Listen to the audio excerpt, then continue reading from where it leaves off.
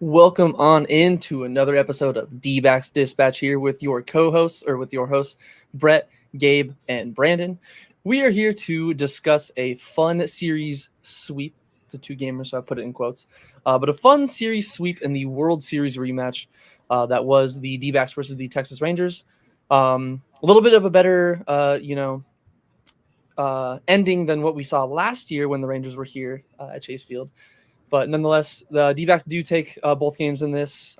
First one, score of 6-0. Second score of 14-4. But we'll get into the second game in a second here. But again, if this is your guys' first time here checking us out on YouTube, make sure you guys like, comment, subscribe, and make sure you hit the notification bell. Keeps you updated every time we go live. You get a little pop-up notification. Lets you know, because I'm a forgetful person sometimes, so I need the little notification bell. And then same thing, if you're not following us on Twitter, which I think most of you are, but still, check us out on Twitter. Got a bunch of banger memes from Gabe and Brandon. We also got a Discord if you guys want to hop in there. We got it in the social as well. It's all Gabe, and I just recycle. Gabe has made them all. I just recycle. Fair. But then we also got our Discord too, so if you guys aren't in there, we got game day discussions, and then plenty of other discussions outside of the D-backs. And then also make sure you guys check out AZ Snake Pit for any articles and all that. We got our recaps there, and then plus just a bunch of insight, game day threads, everything. Great content over there, so go check it out. But game one here against the Texas Rangers was Gallon against Eovaldi, and Gallon was good, but the offense did pretty well, and I think carried it, at least in my opinion. Jock and Seawalk go back-to-back in the first inning. And then Seawalk decides to, go yard again off Eovaldi. I think both of these were his first opposite field home runs of the year. And then the Gallon was scoreless, and the bullpen took it the rest of the way, kind of shutting down the Rangers. But the question that I had for the first topic, at least in game one, Brandon had me, kind of go through, get some stats, splits for Zach Gallen, and then whether it's the, each inning, and then also first time through the order.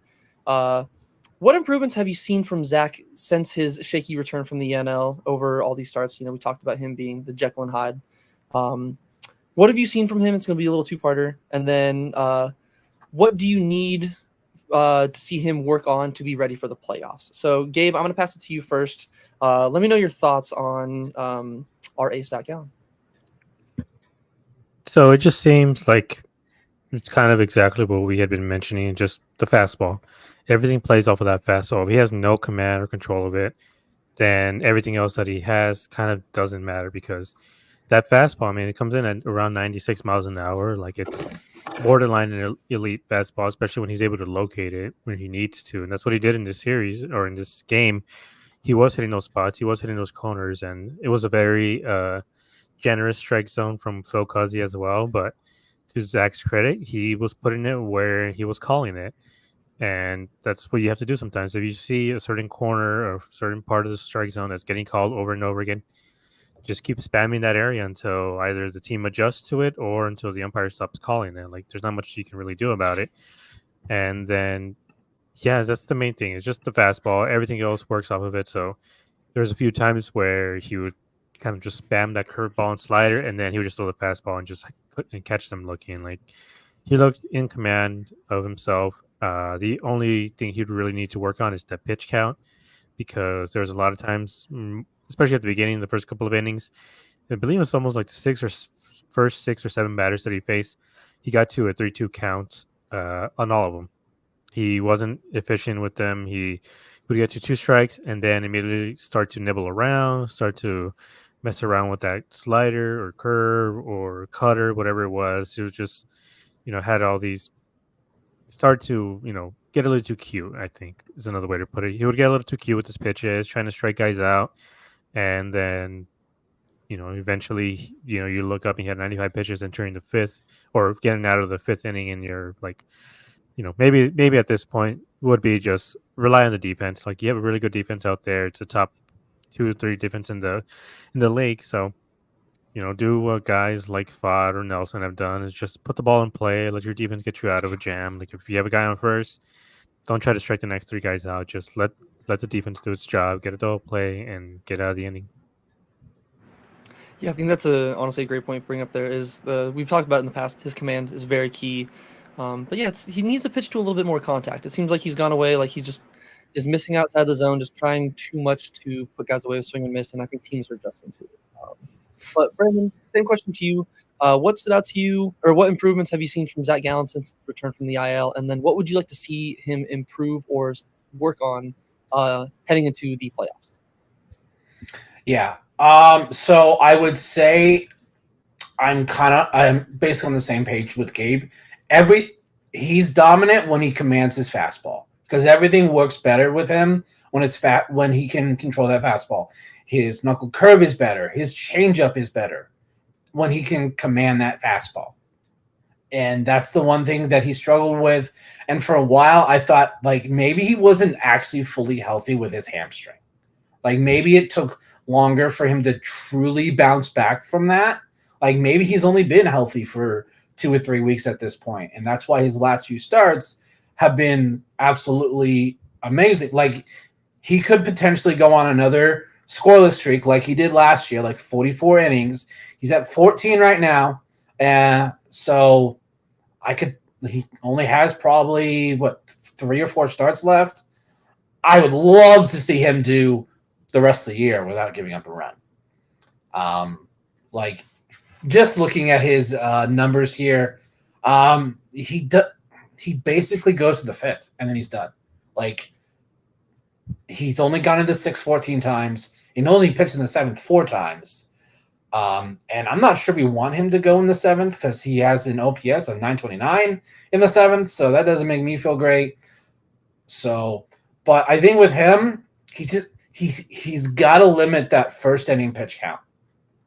That's what he's been struggling with his last few starts. Is he'll have a 20, 25 plus pitch first inning, and when you do that, it's really hard to go deep into the game.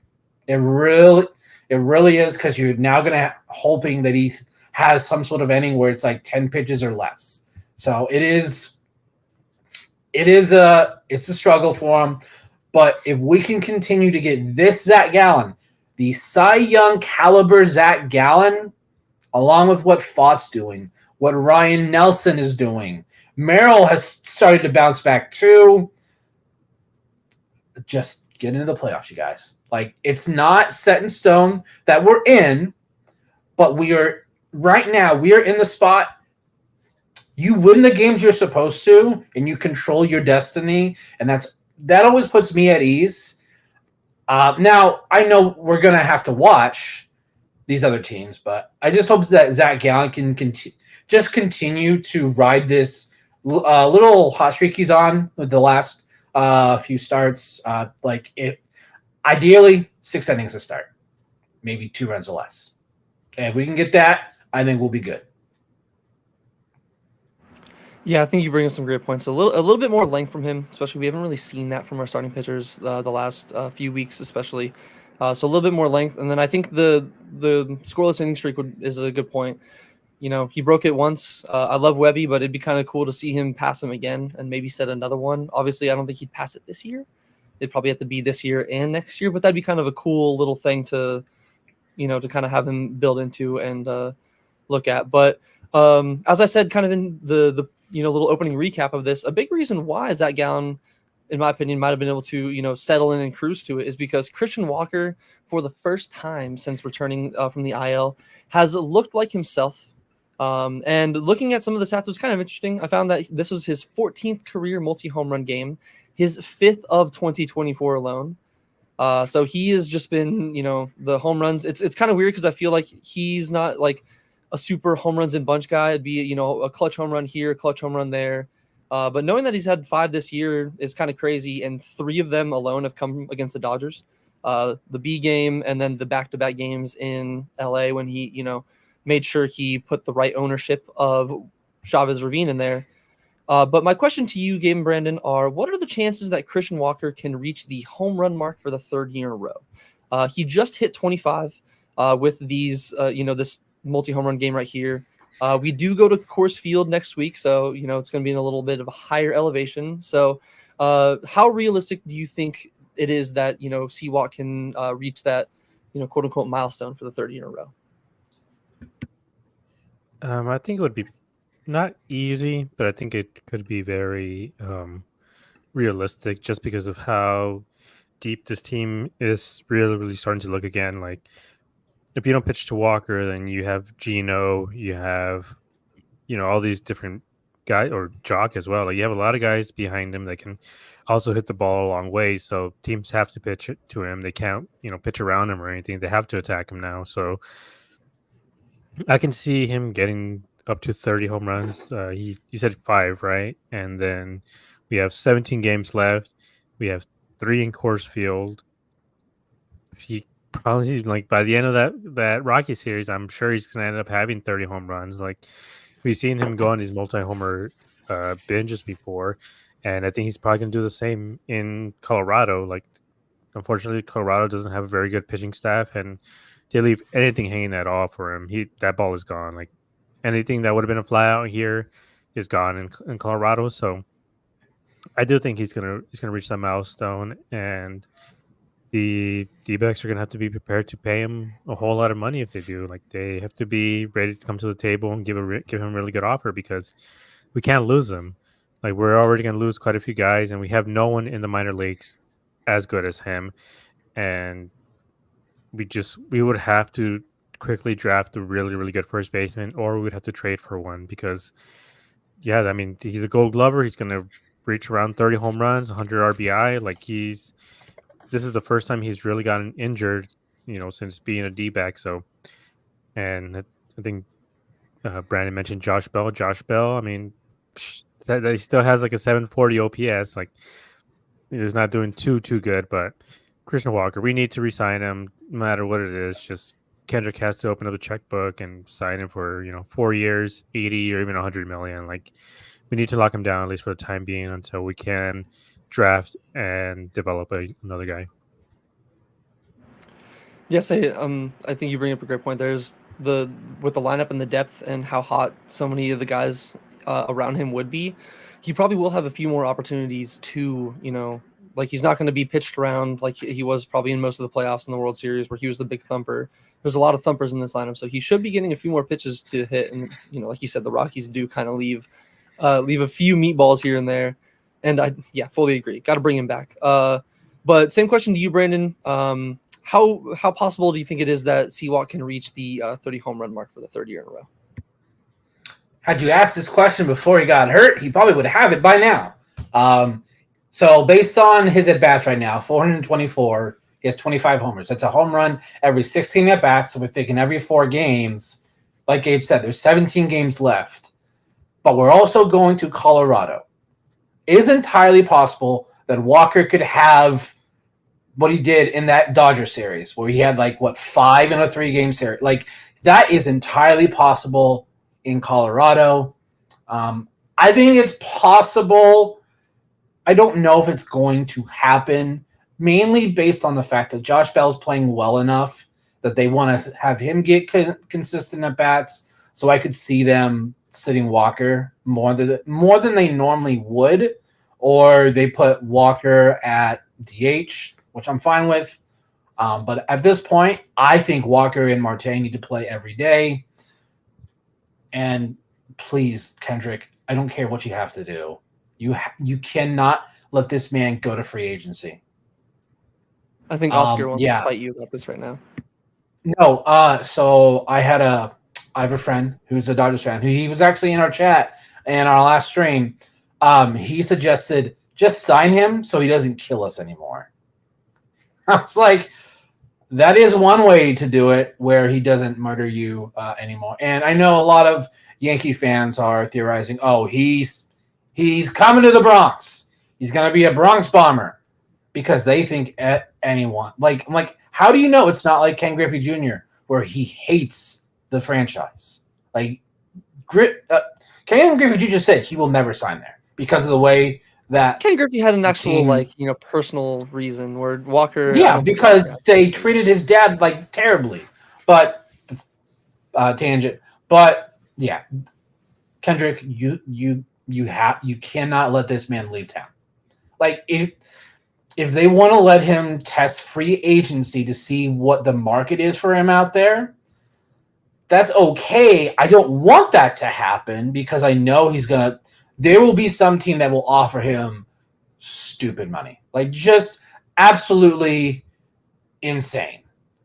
So and again, he made a play on Monday on defense. I'm like, how does he make that play? Like an over the shoulder Willie Mays pop up catch just outside of first base. I'm like, this man missed a month and he's still gonna win the Gold Glove at first base. So Kendrick, pay the man. Back up that Brinks truck to Christian Walker's house. Yeah, it's definitely, I feel like, going to be a little bit more of an off-season conversation. I feel like we've been kind of, bringing it up here and there throughout the season as we've gone along, and we've definitely, I wouldn't say avoided it, like we don't want to talk about it, but we've been kind of like hey, it's definitely an off-season thing. We're getting near the off-season, and it's one of those where, you gotta kind of keep in mind just how good Walker is. Like you said, we don't really have a full-on replacement unless we can draft or trade for somebody right away to fill that spot. And I don't want to see him go to some other team and hurt us, or just seems like the Dbacks way where a player leaves town and they get way more recognition. Like Paul Goldschmidt, the second he's not in a Dbacks uniform, they're like, oh my God, who's this guy? He's really good. And it's like, he's been really good. You guys just don't want to pay attention. Yeah, I mean, who's even going to be available? It's going to be Walker and Alonso, right? Those are the two premier first basemen that are going to be available this winter. So, and from what I've seen from Mets fans, they really don't want Pete back because they keep calling him like a glorified DH, and I would agree with that. Like, he kind of just hits bombs and that's it. He doesn't really provide too much on defense, unfortunately. And if the Mets don't want to re-sign Alonso, I don't know if are they the same age or is Alonso a little older? Because they're both like Alonso in their early 30s. Alonso is about to turn 30 and Walker's about 33 and a half years old. Yeah, but they have the same amount of service time. Alonso gets paid double what Walker does. So I have a suggestion if we don't get Walker, and I know everyone's going to love this. You know who's also a free agent, is 37 years old, and the fan base loves? Goldie. Yep. Like, I know that we've talked, like, a lot of people's like, because the way the Cardinals were playing the last 2 years, they're like, trade for Goldie. And I'm like, he's not going to play first base because Walker is better defensively. I'd be okay if they wanted to bring Walker back. Bring Goldie back. If they can't re-sign Walker, bring Goldie back for like 1 or 2 years because he's 37 right now. He didn't start hot this year, but he's played a lot better, that's literally what Goldie does. He always has a subpar April and May, and then he always bounces back. And like, he's not awful defensively, but he's not like Christian Walker. Like, he would be a good first baseman. So I'd say that. Anyone else on the list that I'm looking, maybe Ryan O'Hearn, another one. That would be probably more of a cheaper option. But other than that, I don't like. It's Goldie, Alonso, Rizzo, Bell, Walker, Flores, Santana, Gallo, O'Hearn, Tellez, and Lourdes's brother, Yuli. Like, that's literally all the right now, all like unrestricted free agents, player options, and club options. Yeah, it's not a very good list in general for those first basemen. So that's why I'm like, we have to re-sign Walker because the only other option is trading away probably a very good prospect to get a first baseman of any sort of decent caliber. And I don't think anybody's going to make any of their guys available either. Like, with how many wild card teams there are and how competitive this league can be, most teams aren't going to give up a premier first baseman for anything less than like Jordan Lawler, Tommy Troy, Yumin Lin. Like, we would need to spend a lot to get a lot. Yeah. There's even looking at that free agent class is not that good, and Walker's. I was looking at the Baseball Reference. He has 15 B WAR since or like in his career at least. I don't think he accumulated really any until obviously we let it go of Goldie. So not counting the 2020 season, like in my mind, I don't think really you're going to even get more than 1 or 2 WAR in a 60-game season. and he wasn't that good. But in 19, 20, 21, or 19, 21, 22, 23, and now 24, so basically like 5 years of the D-backs, he's accumulated 15 WAR. Yeah. And that's with a few of those seasons not being really offensive heavy that he has been the last few years. So, I mean, for me, I agree. I'm on the same page as you guys. Keep him here. But again, that was the big hero in game one. Game two, there was many heroes. There was heroes aplenty as the D-backs took down the Texas Rangers 14-4 in once again a little bit of a World Series revenge, even though it doesn't give you the same reward or prize at the end. But Gino Suarez went 4 for 4 with 2 home runs and a double, so he continued to be hot because, as you guys know and we know, it's Gino. Cattell looked like he was bouncing back to his MVP form for the first time since he came off the IL with a 3 for 4 performance, a triple shy of the cycle. So looking good from him.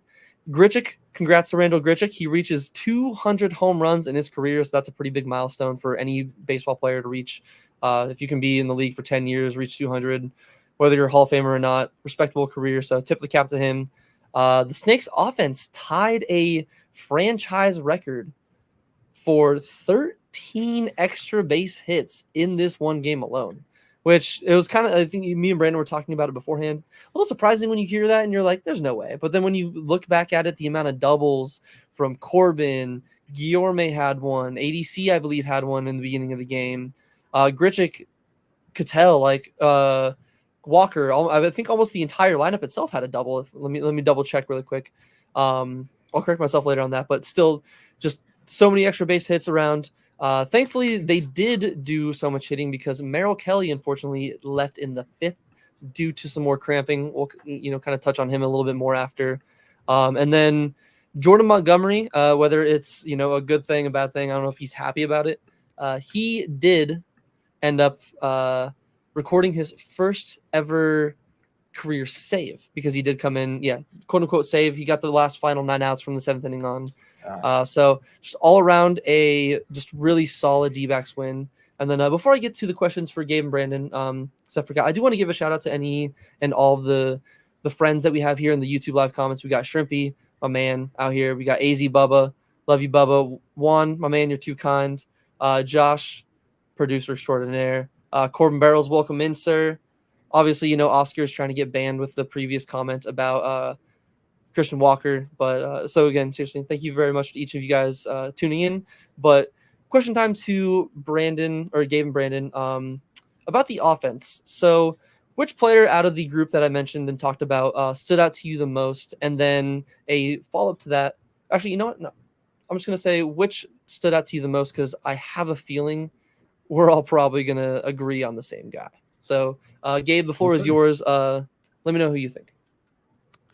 I'm curious actually if we're all going to have the same guy because I would want honestly, like as great as Gino was, I kind of want to bring up what Cattell did, just because before this, I mean he had gotten like 0 for 11 up until yesterday, and since then, I mean he went 3 for 4. Like he was crushing the ball. Like he hit his first home run since what would that be? Since that Phillies series, right? When that same game maybe. Or the game Correct, before, yeah. like you're talking about early August, like he had been out for such a long time. Like I tweeted out, like I will never forgive he who shall not be named, for the rest of his life because of he ruined a chance for an MVP to come to Arizona for the first time, and it's just Cattell. I mean, he's starting to look locked in, and like Brandon said earlier, Walker and Cattell, since they're both coming back from injuries, they need as many reps as possible. They need to play every day. Going forward, maybe a day off here and there, especially in Colorado, just because I know the elevation can affect a lot of these guys. But for the most part, they need to play mostly every day. If whether it's in the field or as a DH, they need to get their reps in before the playoffs start because we know baseball is a very tricky sport, especially offensively. Like you have to be in rhythm. I mean, even Christian Walker's home runs, he got them off the end of the bat. The reason why they went to the opposite field is because he was just a tiny bit late on them. He's just strong enough that he was able to keep him, he was able to hit him outside of the park. But it's nice to see them getting their flow back, and hopefully going forward, this is who they are going to be because if Cattell comes back like this and he is still in MVP form, like you can talk about them cruising into a playoff spot, whether it's in the wild card. And as of right now, I believe it's still 3-1 Cubs, or I believe it might still be winning. So could be 4 games back with 17 left to go. Like that last weekend of the series is going to be, incredibly valuable for him. It's 5-2 Dodgers right now. They're winning. Yeah. Okay. Yeah. So, oh well, but it's just nice to see them be able to, hopefully come back to form. And it's not like the Rangers pitchers are that bad either, but they just were locked in and ready to go. And hopefully this keeps a trend going for them. Yeah, honestly, that was one of the ones where I was kind of debating as well, picking Cattell, just because it is really good to see him. We talked about in the end of the last episode with the viewer questions, when would Seawalk and Cattell kind of bounce back to form? Well, we got that. I thought that was hilarious. I was like, I was wrong because Seawalk did it the next game. Yeah, immaculate timing. So that's actually a really good point, Gabe. But me and Brandon brought up a good point, and then I'll let him elaborate more on it. But for me, it'd be a little bit more Gino, because I know we didn't talk on him last episode as much, because Paven kind of stole the show in that same game. But Brandon did the stats, and I think he put the tweet out. He's been insanely good. Even Fuzzy had a tweet out where he's had like 22 home runs in his last like 60 something games or 50 something games. And if you put that on I think in the reply somebody had is if you stretch that over 162 game pace, that's like 69 home runs in a season. So he's on a torrid pace and is just hitting the ball really well. But as I kind of, teed it up, the floor is yours, Brandon. Who stood out to you the most in this? And then as you told me in the pregame or the pre-stream chat, your thoughts on, what that player could potentially earn come award season. So my thought was literally echoes what Gabe said. Like, I was a little worried about Marte because he had struggled so much since he came back. And then I'm like, it's just getting back in the rhythm. Like, it's the groove.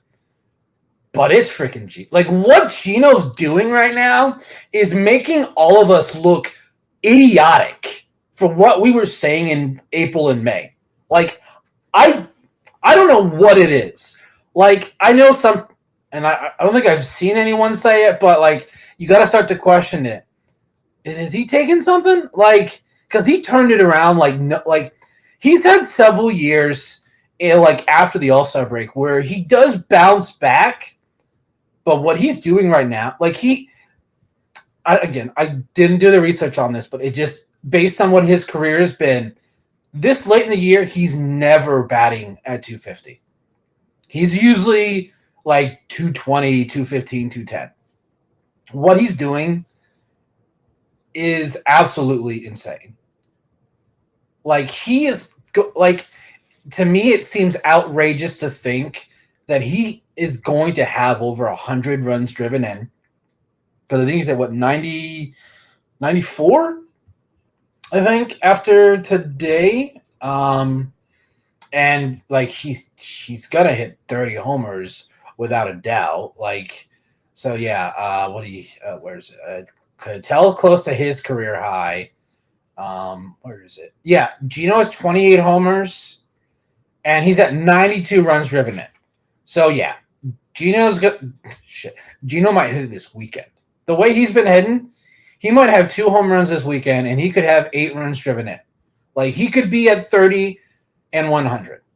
Like, what Gino, and he's playing decent. He's not playing Gold Glove. No matter how much Steve Berthium will say he's playing fantastic defense, it's not fantastic defense. It's been serviceable. Decent. It's been at least above average, or average to at times above average. He makes a few plays here and there that I'm like, you know what, I'll take that. But he's definitely not. Bert definitely sells a little bit. Like, our weak spot last year, without a doubt, was DH, and Mike Hazen has freaking hit that one out of the park this year. Number 2, was the lack of productivity from third base. Like Longo would do something every now and then. Gabe has made it very apparent his thoughts on Emmanuel Rivera, and I echo those thoughts too. So yeah, Gino, bring him back. Like I am all for bringing him back because I feel like we don't have anyone that like we feel like young that needs to play at third base next season. Like I'm fine if they don't want to bring up Jordan Lawler. Like Lawler's what 22, 21. So again, there's no real reason to rush him back. Yeah, I wouldn't. Like I said, Gino is a big standout to me, and we're mentioning it. There could be a chance he wins the Silver Slugger. I know Manny Machado is going to be a big, kind of roadblock in the way. But if Gino could even be, like, I'm not going to lie, if he even finishes second in the third baseman Silver Slugger category, I don't know if we see the ranking results and all that, but even if he could be mentioned in the finalists, that'd be insane considering the beginning of the season that he had. I mean, I believe he everything other than average, he's probably better than Machado at. He has more home runs than him. I believe there's more RBI than him. So I don't know what they would base it on other than maybe just purely average. But at this point, Gino's closing on 260. If he keeps going on this run, we're talking 265, 270, and I think Machado's around 265, not 270. Like they could be both right there. I mean, I think they're probably just going to be a little bit more of a bias for a Manny Machado over Gino. But I mean, I don't see why not. I don't see why he couldn't win a Silver Slugger because, again, we talked about him, 30 games. Can he reach 30 home runs? He has 5 left. At this point, it's like, screw it, man. Go for 40, man. If he reaches 40. That's 17 games. In 17 games, I mean, how much would he need? He's at 32 right now or 30? He's at I think he's at 27. Yeah, 28. 28. Oh, okay. So he would need to go crazy in Coors Field. Hey, we're playing Coors. He just needs to keep his current pace, like with what he's doing, like hit one every other day. Like if he does that, 40 is within shot. So I'm looking at the stats among third basemen. It literally is just Suarez and Machado. Third in home runs is Matt Chapman, and his OPS is 790. So the only thing Manny really has on Suarez is, like Gabe said, average. It's 19 points higher, but Gino's OPS is 10 points higher. Manny has 25 more at bats, but Gino does have about 45 more strikeouts, which it just depends on what the voters see as more important. Because, again, Silver Slugger is I don't want to see anyone, Manny plays better defense. It's Silver Slugger. Who cares? Silver Slugger is literally just what he does at the plate. What he's done. And it's even crazier because I know we've always been looking at the last 30 games and all that. It's insane how Gino's months have just gone. His last 30 games slashing 345, 386, 698, over 1,000 OPS. I know his last 7 games are going to be inflated just because of today, but he has an 11 slugging in the last 7, an 873 slugging in the last 83. He definitely could reach, I think, at least higher in the average category. And if he wins the Silver Slugger, I think we will have a full, maybe, Brandon and Gabe, they might not agree to this right now. If he wins the Silver Slugger and if he can be, just this level the rest of the year, I'm down to do a full 10-minute segment of just finding all the clips that we had of us talking about cutting Gino and just play the Benny Hill music. And we'll have that be just a part of the stream. Because maybe Josh should get started on that. We would deserve it. After what we saw, and again, it was at the time. It's not like we were incorrect. It's not like we were saying we wanted his head. It was just trying to maybe look in the mirror a little bit, and he made us eat our words. As Juan said, he just heard all the shit talk, but he was a big part of Game 2 along with Cattell. But if it wasn't for just the entire offense alone, I think maybe we might have been in a little more trouble, especially considering Dbacks just can't catch a break, man. It seemed like it was, Pena last week. Just whenever we get healthy, whenever we're finally seeming to be just fine out of the woods, we have a injury scare. This time, Merrill Kelly once again having some cramping issues. I think it was in the 5th inning he got taken out. Think about Merrill last week and That one has audio. I don't and want it was kind of good on him. I believe they ended up talking about it on the. Think about Merrill last week in San Francisco. We looked very much in control, looked very comfortable out there. Doesn't look too comfortable right now. And he wants everybody to huddle up. Hopefully he's okay. Saw him stretching out a bit there. And remember, this became an issue with Merrill in the past. Max Esposito out to have a look. We saw him, it looked like, stretching out his hamstring. Merrill looks like he's done. He's out. Merrill's walking off the mound, and that's it. He's calling it a day. Cramping issues. I know some of those were not even in Chase Field. But the question that I had about Merrill and all this is his cramping an issue more of just maybe, again, his body seeing the rougher days as a 35-year-old ball player? I'm not saying that's old. It's just old for a baseball player.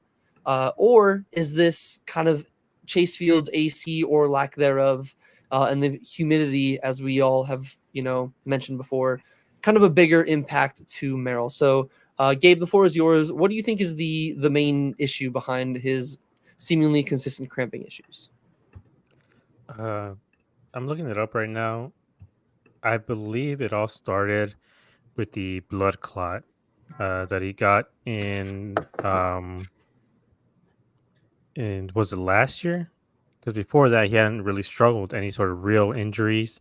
I think he just had a shoulder problem. But Didn't he have something in 21?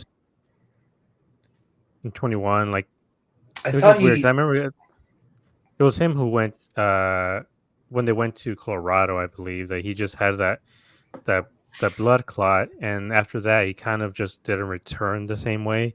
He started to have a lot of cramping issues, and I believe it was in that right leg, and it just seems right hamstring, and it just seems to be coming back over and over again, and it's an unfortunate side effect of something like that, especially when he was pitching on, with that blood clot in his leg, and you can't really do much about stuff like that, especially at his age. Like, if you hurt anything, I think everybody, we're all closing in on our 30s, I think, or if not over 30. So I think, we sleep a little bit wrong. The next day we're paying for it. We injure ourselves. So we can't bounce back the way we used to when we were kids and teenagers. Because I remember I used to play soccer and like get knocked around left and right, and that would be fine. But now if I twist my ankle, I'm like, oh, I'm out of commission for the next 3 months. Like, I'm out. Like, don't talk to me.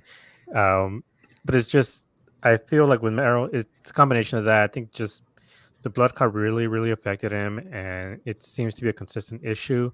But we've mentioned it before, like the AC, like it is a huge problem, but it's one of those things where he has to be put on some sort of regimen at this point. Like, it keeps happening. That's why I tweeted out, I'm like, give him some Pedialyte, get him some bananas, get him some salt tablets, like whatever it is to keep him from cramping. But if it's a medical issue, like I said, concerning the blood clot, then there's not much you can really do about it except sort of maybe massage it in between innings. Like, that's the only thing I can really think of is just have a trainer there, working the Theragun, working, to massage him a little bit just to keep that hamstring loose, because again, it's a hamstring. We've seen other guys in sports have those issues, like Devin Booker. Devin Booker constantly, he hurt his hamstring, I believe in 2020, 2021, hasn't come back fully healthy since then. He'll have his issues flare up every time and again. Same with Cattell. He hurt his hamstring and has had issues with it here and there. So I think that's mostly what it has to do with. It has to do with the blood clot, and I think with his age, it's going to be consistent enough that they have to do something. They have to figure out something. The training staff, whatever it is, like I said, pump him full of electrolytes on his starts or massage him in between innings, because you can't have this happen during the playoffs. You can't put your team behind the 8 ball like this. And luckily, they were able to put up a whole bunch of runs for him. But like, Ciccone just made it so much worse. And we can get into it later. But Gilbert Diaz has been looking good out of the bullpen, so it might be time to call him up, other than send Ciccone down. Yes, I think you make a great point of it seems like it's a little more consistent, Gallon and Monty's maybe oversweating or cramping issues and all that are somewhat one-offs, where Merrill, it's been, it seems like 2-3 years now where he has some issues where this has come up. And even like Juan said, someone put a curse on us, or we sold our soul last year and it's coming back to bite us. But you know what, No, Juan? no. We're not going to go that route. That's the Because Rangers because they won. We didn't win. That's true. That's true. They sold their souls first. They were, it was a 1 of 1, so our deal didn't go through. The bank declined it, so we're good there, thankfully. But same question to you, Brandon. Do you think it's more of a Merrill Kelly and like the age showing a little bit? And again, no disrespect, it's just baseball age is what I'm saying. Do you think it's that, or the heat, humidity, and the atmosphere at some of the ballparks he's pitching in? So he doesn't. It really feels like most of the time it happens at Chase Field. I know it's happened a couple times on the road, but it really feels like it happens at Chase a lot. And we've all been to Chase Field, and they don't turn up the AC as high as they should, and it gets a little muggy in there. So it's entirely possible, but it's also maybe he doesn't drink as much on days that he pitches. Why? I have no idea why he wouldn't be drinking all the time because he continually has this cramping issue, which I can understand why he doesn't want to pitch. A cramp freaking hurts, y'all. Like, that doesn't feel great. So when you're a pitcher like Merrill that is so dependent on command and control, and your mechanics have to be spot on, and if you have an issue with your leg, it's going to affect it. It's going to be a problem. I'm going to go with I'm going with the environment at Chase Field. I think it's Ken Kendrick not wanting to pay a high electricity bill. So, because that's the easy route. Blame Ken Kendrick because he's the worst owner in sports, right, Brett? I was actually, I'll admit I was incorrect. That was not exactly what they said. It was just he was apparently one of the worst owners to happen to sports. But I agree. It's even looking into it a little bit. It's not fully in Ken's hands. But I'm kind of on I think I'm on like the same with both of you guys. I think both of you make great points. Is the humidity is definitely like with multiple players having the issue. It's definitely something that I believe isn't a one-off. We as fans, we experience it. It's constantly a so you think a dude who went to ASU would know how hot it is in here, and that's true. I didn't even go to ASU. Just anybody who lives here would know that like it's hot. And Yeah, I know I would want to counter that statement because I think you mentioned it for Houston, right? About the humidity. yes, Last it was game, very so humid. Yeah. my true experience with humidity, I worked in landscaping, so that was horrible. But the humidity I've experienced in specifically Germany, I remember the first time I traveled there, the temperature when I woke up in the morning, it said it was 65 degrees. 65 degrees is sweater weather here. I went to the grocery store. I put on my long sleeve. I was ready to go. Stepped outside, and I started sweating immediately. It was so incredibly humid. It was 65 degrees, and I was sweating. Like, that does not happen here ever. So the humidity you feel in Chase Field, like, it feels horrible. I mean, we're in the stands, not doing anything other than just maybe standing up every couple of minutes to cheer and then to get a beer or something. But these guys are trying to stay warm and trying to stay stretched out. So they're sweating, like they feel hot, and it doesn't matter how much how much liquid you're putting in your body. Sometimes your body can't retain enough liquid for you to continue. Like, we saw it in San Antonio during the playoffs with LeBron, those full body cramps. And I was showing off that I traveled the world. Well, what I have experiences, might as well talk about it. But it's just the humidity. It's killer. It feels so much worse than a dry heat. And I know it's a joke here in Arizona, like, oh, it's a dry heat, blah blah blah.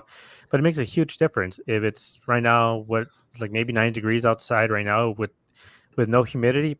You feel fine. Like, you don't even like break a sweat unless you start exercising. But if you go outside when it's 80 degrees and it's humid, you start sweating immediately, and it's totally different than just regular heat. And Chase Field is humid. and it's been humid for a while, so they got to do something about it. I know the issue there is just that it's a central cooling system, like a big swamp cooler that they've had there since like the 90s. And it's not just Chase Field, it's a lot of the buildings in downtown. They're all, it's this weird central air system underneath the ground that it's a swamp cooler. It just, if it's humid outside, it's humid inside. So hopefully they're able to fix that issue coming up, and then maybe install just random AC units around the stadium to cool them down. Like put one in the dugout as well. Like I don't know what the answer is, but they got to do something about it. Or put in the dugout at least. Say it's it's sad that me as a fan, I have to I've shown you guys. I tell everybody, there's times where that stadium is so packed. When I'm getting a beer, a drink, food, whatever it is, sometimes I'll go down the stairs because in the stairwell there's literally AC pumping in an exact spot to where you can cool down instantly. And I'm like, that shouldn't be a thing. I shouldn't have to know where the exact cool spots are in a stadium. But I know it's not fully on them. But thankfully, again, the D-backs did take care of business in this 2-game series. I know it's the reigning World Series champions, and they're still a good team. They still have a really good roster. They're not playing up to their expectations this year, but they get the sweep done. They now get another day off to kind of rest their bullpen again. Tori, please use them this weekend. I'm begging you. As they get to go into a 3-game series with the Milwaukee Brewers. Game 1 is going to be Eduardo Rodriguez for the D-backs versus right-hander Tobias Myers. He's pretty solid for the Brewers. I ended up watching a few games here and there. I don't have the full scouting report, but he's pretty decent. Game 2 is going to be Brandon Pfaadt versus Freddie Peralta. We saw Freddie Peralta in the playoffs last season.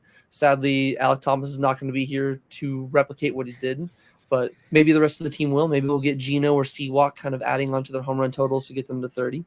And then game 3 for the deciding whether it's a rubber match, deciding whatever it is going to be Zach Gallen versus the Brewers trade deadline acquisition of Aaron Savali. So looking at the series, looking at the Brewers, the wild card race, the records, I know we talked about their records a little bit earlier, even before the show. What are your initial thoughts on this series? What do you guys hope to see? And maybe even some predictions. So, Gabe, I'll start with you. The floor is yours on this upcoming Brewer series. They have to keep winning series. With the Rangers specifically, just because it's a 2-game series, we said they needed to sweep. They need to be able to at least take the series from Milwaukee just to keep pace with everyone else in the division and in the league, because everyone else is not too far behind them and the Padres aren't too ahead of them. So keep winning their series, and I think we should be good to go. Like being able to go, let's see, 17 games. If they go 10-7, should easily make the playoffs. I don't see why they wouldn't. But yeah, I mean the Brewers are a very good team. They might be a team that we face in the playoffs again, just because of the way the wild card standings might work out. We could face them again. So we have to be ready to see what they have and who they're going to be able to throw out there. They are actually a very good offensive team this year compared to these other years where they've honestly been very bad offensively. So they have to, hopefully Erod and Pfaadt can temper them down a little bit. And Gallen's getting another start here, which Tori has mentioned. Like he's going to be working, maybe not Merrill right now, but he's going to be working these guys a little bit more than usual, having them start more games than they normally would.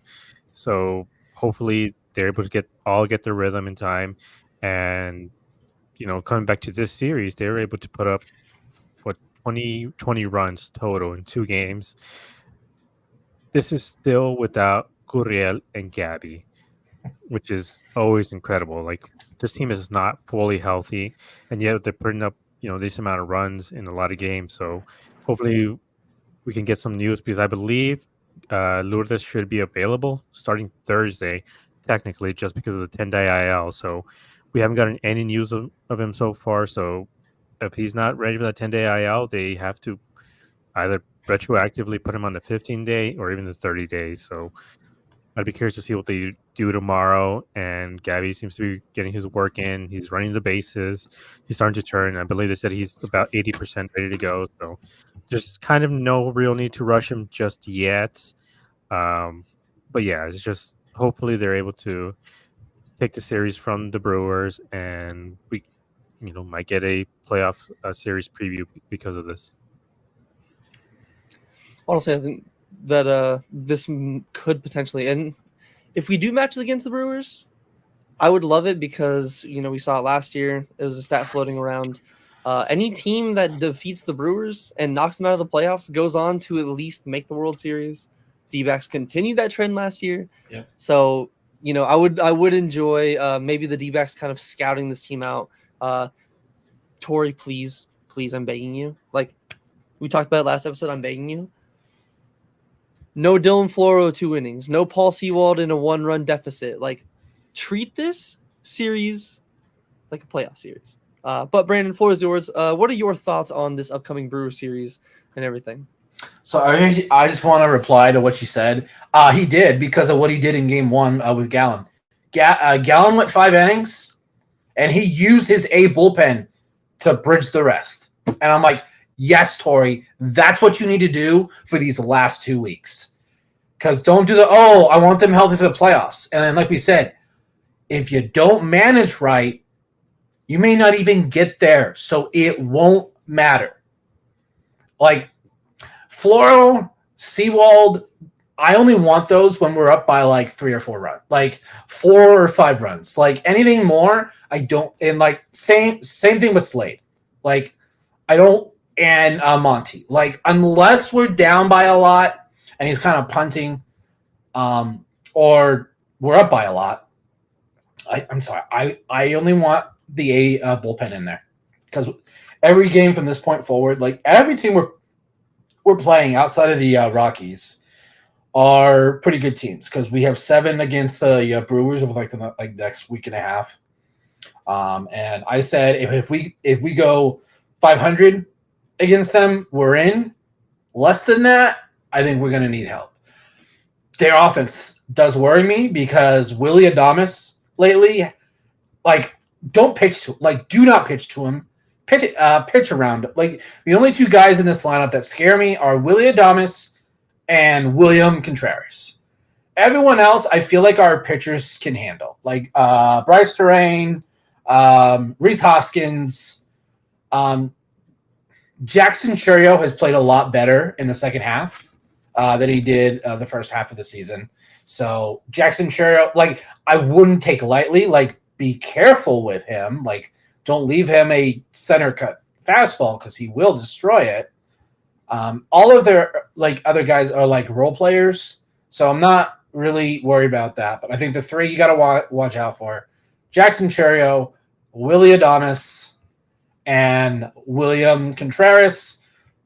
Their pitching doesn't really bother me too much. I think the only pitcher that I'm worried about this weekend is Freddie Peralta because he has the stuff to. Next thing you know, it's the 7th inning. He's given up 3 hits and has like 7 strikeouts, and you have nothing. They have a really good closer in Devin Williams, but he's a closer.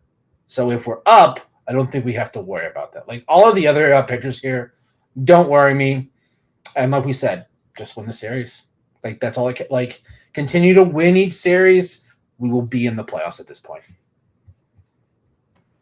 Yeah, it's weird. The Brewers did kind of like a little bit of a now it's fully 180, but last year their pitching is what carried them so far, and their offense would somewhat show up. This year they lost Corbin Burns, but I feel like they're a little more of a balanced team. Yeah. Because like you said, Churio, William Contreras, and Willie Adames, really, really solid players right now. Do not want to run into them and kind of let them get hot going into the playoffs because again, they're a little bit of a different Brewers team, but fully agree. Just go out there, keep playing the same baseball they're playing right now, and just win the series and, continue doing what they're doing.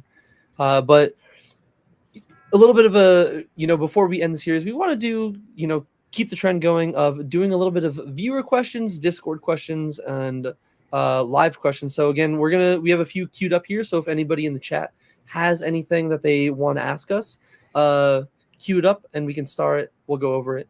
But the first one that we had here was from our friend Corbin Barrels in the Discord. So what they were asking, Brandon, if you want to get that queued up. Thank you, because my memory is terrible. So they're asking, moving forward when guys return, what do we think our roster will look like?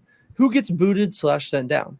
I'm curious because with the postseason around the corner, if you boot someone, Guillorme or Bell, you won't have them if something crazy or if something crazy injury happens, etc. Not true.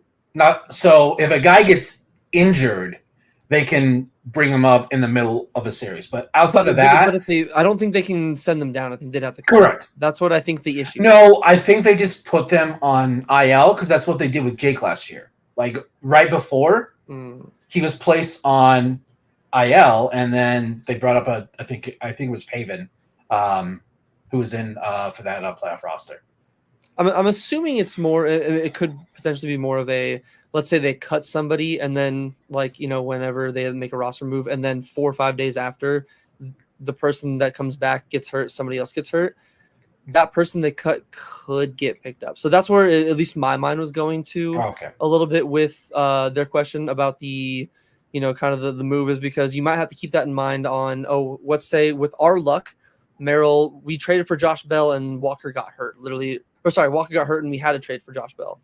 So you don't want to just cut somebody and then have it bite you in the ass. So that's how I'm interpreting it. But I'll pass it on to you, Gabe. How do you personally interpret this question? And then how would you answer Mr. Barrels? It's very tricky because everybody that they've gotten has performed well enough to stay on this roster, like Guillorme. He had a couple hits today, just looked really good and solid on defense. So I truly don't know what they would do. The only thing I can possibly think of is sending Pavin down just because he has options. No one else really has options, and no one is playing bad enough that you can send them down. Like, there's no real candidates to send anybody down except either Herrera or ADC. So if they do anything, it's probably going to be either cutting Guillorme or even sending him down to Reno just because he can technically accept it.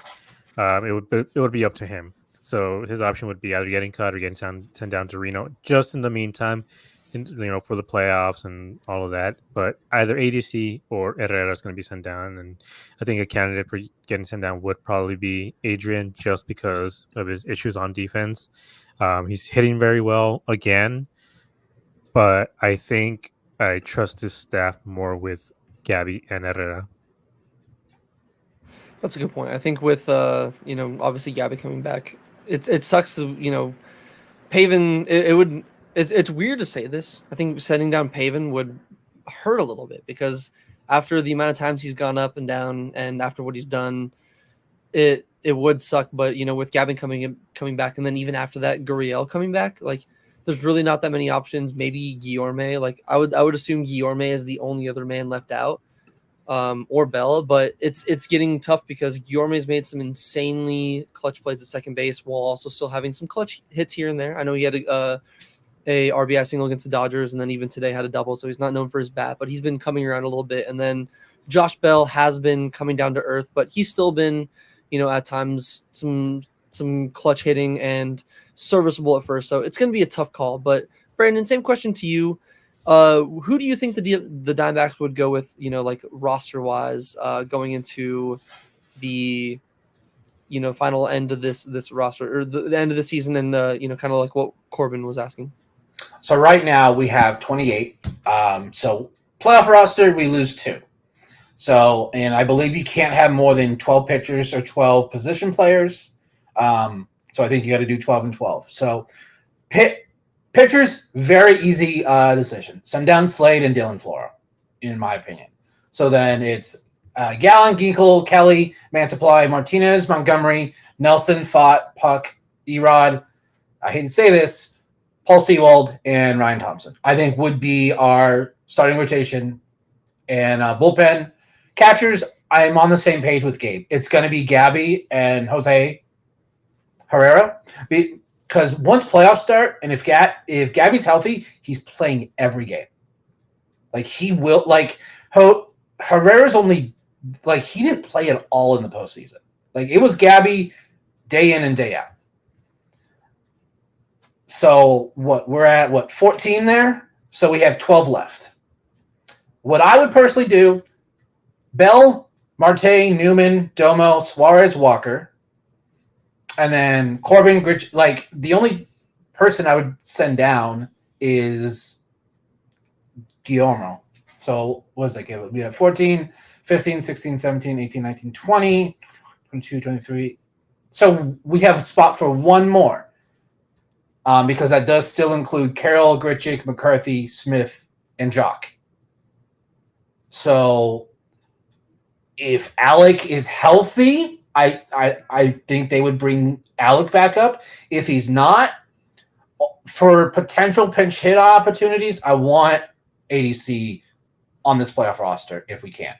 Like, because late game situation, you need a big clutch like double or homer. I would rather pinch hit ADC instead of Herrera. Like, Herrera's been very good offensively lately, which surprises me. But yeah, like this, Newman has earned his spot. Like Newman, like literally the way he plays third, short, and second. And we've gone length. Suarez has been absolutely insane. I think Josh Bell would also be a potential late game pitch hit situation because I think once playoffs start, it's going to be the same 9 guys every day. Like that's the nice thing about the play. Like you're going to put out your A lineup every day because you really should play every game like it's the last game of the season. So we know what that A lineup looks like. And I completely forgot about this. Gurriel. So we would probably – I feel bad for saying this, but it's probably going to be Pavin, the odd man out in that situation. Unless they decide they want Pavin instead of ADC, which I would be okay with because I feel like the way Pavin has hit this month, he's earned it. I'm not saying ADC hasn't earned it, but I think playoff experience. Pavin had a real clutch hit against the Phillies. I think it was like game 3 or game 4. So, yeah, they're going to have some hard decisions to make, but right now it's just focus. You got to get in. It won't matter if you don't get it. Yes, I think you both make some great points. It's going to be tough no matter what. Like any person you choose to send down has contributed immensely to this team in the last few weeks to months, and no matter what you do, it's gonna be tough. I think Guillorme and Herrera would be for me personally the calls. I'd rather have, like you said, Brandon, I'd rather have ADC in a pinch hitting situation. I know Herrera's been a little better hitting wise, but I don't know what it is. I'd rather have ADC. They're the same behind the plate, so it doesn't matter. And then just you gotta I'd rather have Bell on the bench than Guillorme, and I'd surprisingly would rather have Pavin. But that is not the end of our viewer/Discord questions, as we took a little bit of a ribbing because I know that this wasn't a full question. It's not a full-on question, but we got to acknowledge it. We're better men than probably some other podcasts. We'll take our acknowledgement of our wrongdoings and when we are incorrect. And I believe it's Jim, runner of the AZ Snake Pit in the Discord, asked, "How's that September collapse going?" And then / runs for cover. For context, Gabe put out a tweet, which even I agreed with. We saw it. We talked about in the Astro series. After that Friday night game, it was not looking good. Back-to-back losses, a terrible the offense disappeared against the Giants and then the Astros. Was not looking good. None of us were enjoying it, but maybe to Gabe, I know you were the author of the tweet. Again, it's some fun ribbing, but how is our September collapse going? I know he's even meaning it in some fun. We're not fully out of the waters. But do you think this team can avoid a September collapse, or do you think it's still something that it's going to come down to literally the last game or 2 of the season? So I worded it very specifically saying on the verge. I didn't say we're in a September collapse. I said we're on the verge, which is, some legal wording right there, because we were on the verge. We were a half game, I believe, from being completely out of the playoff picture at that point.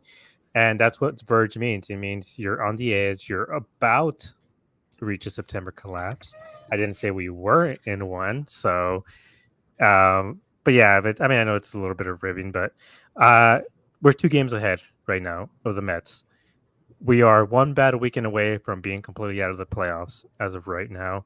And the Mets have been playing very good baseball. They're going to start facing off against some really good teams. I believe they have 7 against Philadelphia and another 3 or 4 against Atlanta. So I think everything is going to come down to the last, not just weekend, but the last game of the season. I think that's going to determine everything to do with the, at least in the National League, it's going to determine everything to do with who's in, who's out, where people are, and the standings in general. Because as of right now, like, I can see a certain team just be completely out of the playoffs. A team that's in first place missed the playoffs entirely. Whether it's the Brewers, because the Cubs are starting to get a little bit hot again. They're 4 games behind them, and right now they're getting their ass kicked by San Francisco. And if the Cubs manage to pull something off, the Brewers can end up out of the playoff picture entirely. And maybe I don't know about even that. the Dodgers, but even the Dodgers, there's could be one team that's been leading that could end up falling out of the playoffs. And same with the wild card. It's only 2 games ahead of the last wild card. So again, we are one bad weekend away from being out entirely. I don't think that's going to happen just because of how much harder the Mets schedule is compared to our schedule. But I do think coming into that final weekend against San Diego, we are going to have our butts clenched so hard. If we're at where we're at right now, I'm going to be so stressed that weekend. Like, me and my friend Chris will be talking so much trash to each other for those 3 days. Wow. Yeah. So I'm kind of with Gabe. I'm maybe we're traumatized as a fan base. Maybe it's one of those where we like to be, maybe I've had my times in the past being Mr. Glass half full. I think we can all admit, just maybe as a fan base, all of us have times where we can be definitely very, glass half full, especially after those 2 games. But Brandon, same question to you. Do you think that it would be, it was a little bit of a, maybe we were just kind of joking all that, or do you think that the Dbacks are still not out of the water just yet, and then it might come down to the final game of the season? Well, like all season, I've been the one that is not willing to give up when we go on a little bit of a cold streak, because they've done it all, literally the last 2 seasons. They've been so hot and cold at times that I'm not that worried about it. I'm not willing to say the season's over until we're literally mathematically eliminated. Everyone was talking about when we were half a game over the Mets. Oh, here we go. Here come the Mets. And I'm like, y'all, it's the Mets. They're going to find some way to collapse at the last minute. So I know on that last day of the season, everyone plays at the same time. If we're still with the Padres neck and neck, I really want Major League Baseball to make that a primetime game. Everyone, literally, it decides who hosts that NL wild card. And I think they should make that change. So I just get in. I don't care at this point. If we are that 3rd wild card seed again, we play the Brewers. Ask me how I'm feeling about in a week and a half after we played the 7 games against the Brewers. My thoughts may be different than they are now, but I feel like we typically, outside of, oh God, what year was that? Was that 2011 Brewers divisional? Nyjer Morgan breaking my fucking childhood heart and me crying outside my front door. I remember that. Oh, don't worry. I remember that. Other than that series, I feel like we always play Milwaukee pretty well. That series, oh my God, that was just heartbreaking, wrenching. So they also don't have anybody on steroids this time. That is true. Fuck Ryan Braun. I don't know. Have you been seeing the way Willie Adames has played lately? Juice ball. Oh yeah, actually that's probably more. But it's probably the same reason why Gino is going insane. Juice balls. But no, just continue to play. Like, don't go on a week-long cold streak. Like, yeah, if you go play bad for 2 games, that's okay. But just kind of do what you did against Giants and Astros. Like, bounce back and play well for another 3 or 4 games, and then you're going to be right where you are and just get in the playoffs. But that's all I want at this point. Yes, I don't think that collapse is too far out of it, but I definitely think that it's going to come down to like you said, if it's those final 3 games, make it prime time. Do what they did with the Astros D-backs series, flex it to be a primetime game. That's watchable baseball. Like if Major League, I'll give Major League Baseball their credit. They've been very good about promoting the game in the last few years. Games like that are where you really come in clutch. Is like you're gonna all the betting, all the people that are only in on it for all the other shit outside of being a fandom. That's where you make your money on that.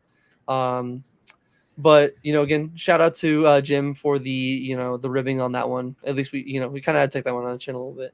But before we get out of here, I want to get a little bit of final thoughts from Gabe and Brandon. I know we kind of touched on everything, but a little bit of a rapid fire, just maybe a quick what you liked from the series, and then even beyond the Brewer series, predictions, what you're looking forward to, or maybe a potential standout player that somebody might not be aware of. So Gabe, the floor is yours. The main thing right now, my only real concern is the runners in scoring position. I know they did better today, but overall in the series, they were 8 for 22, which is 36% or 360 average. They were 1 for 9 yesterday, which is really bad. They still won, but I would like to see that, get fixed a little bit, especially against a team like Milwaukee, who they have better pitching right now than the Rangers. So that's the main thing, is just work on that, get the runners over. They did really good today, so I'm not expecting 500 average every single time, but if you're able to keep it around 300, if you go 3 for 10 with runners in scoring position, you're going to win a lot of games. That's a good point. Say it's we mentioned it, we've harped on it, and even there's a great article by I'm gonna make sure I pronounce the name right, Make a Kilo, about the D-backs offensive. I sent it in the group chat about the D-backs. Their offense has been relying on the home run ball over 50%. So, same question to you, Brandon. Final thoughts about the series, the upcoming series, and even the series beyond that. Starting pitching still needs to improve. We need that to be our strength. Like, we need these guys to go 6 easily, because then we're going to probably be in the game, and then we can use our A bullpen. Like, I'm not worried about offense at this point. Like, they always seem to bounce back after a few days. It's the starting pitching that sometimes just looks ugly. So I really all of these guys are really good pitchers. So just need them to pitch better. Like, this is the right time of year for all these guys to pitch at their best. Yeah, I think you guys both hit the nail on the head. Honestly, on even the things I was thinking of is don't fully just yes, home runs are nice. I'm not going to ever complain about home runs, but runners in score position, get it up a little bit, have some more clutch hits here and there. Today was a great example. Sometimes just double the other team to death, and then like you said, Brandon, the starting pitching needs to kick in a little bit, kind of pick it up from what they've been doing, but. We'll see what this team has this upcoming weekend. There's a big jersey giveaway, the Serpientes Steel jersey. I know I'll personally be there with some family members. If you guys see me, I'm in the 200 section, but I might be going up and down to get a beer in there. So if you see me, let me know. Again, join the Discord if you guys aren't in the Discord and all that. If you guys are listening on the YouTube live show, make sure you guys like, comment, subscribe, all that. It really does help out the channel immensely. I know it's you hear it from every YouTuber. I heard it from every YouTuber, but it really does help. So seriously, from the bottom of all our hearts, if you can, it does help. And if you're on Apple or Spotify, make sure you guys listen there. And once again, check out AZ Snakebit for any article recaps and some breakdowns just on all the D-backs. players, game day threads, and all that. But we appreciate every one of you guys for coming in. Corbin Barrels, Bubba, Josh coming in, Juan, Shrimpy, Red Sox Nation, I believe, coming at the end. Oh, no, sorry. Corbin was mentioning Red Sox Nation. But seriously, appreciate each and every one of you guys. We will Oscar. see you. Yeah, Oscar as well. Thank you. Don't want to forget about Oscar. Sorry, he's always here in my mind as a little troll in the back. Got to pay the troll toll whenever I think about him. But seriously, bottom of our heart, all of our hearts, we appreciate each and every one of you guys. We will be live on either Sunday night or Monday, depending on how the schedule breaks down, for the next D-backs recap. So see you guys then. D-backs, dispatch. Let's go. Yeah, bring Red Game, Josh on the floor. West Coast vibes, catch us on the air. Home run dogs, diamond gems we share. Brandon was a stat, Caesar man was a plan. Red races down, Chelsea like it is, man. Gabs on fire, brings the heat every time. Josh on the mix, keep the beat so prime. Ain't got the insight, 7 weeks ahead. Tune in, D-backs, dispatch, this is it. Now we roll. D-backs, dispatch, yeah. Talk to Brandon, Gabe, this is Big Catch. Josh on the mix, he makes the beats. West Coast vibe, got the G fucking the band. The home Mac, the home Mac, the home Mac, home Mac. D-backs, dispatch, we here to stay. Yeah, catch us every week, we bring the flavor to it. We got the home Mac, the home Mac, the home Mac, home Mac. D-backs, dispatch, we here to stay. Catch us every week, we bring the flavor to it.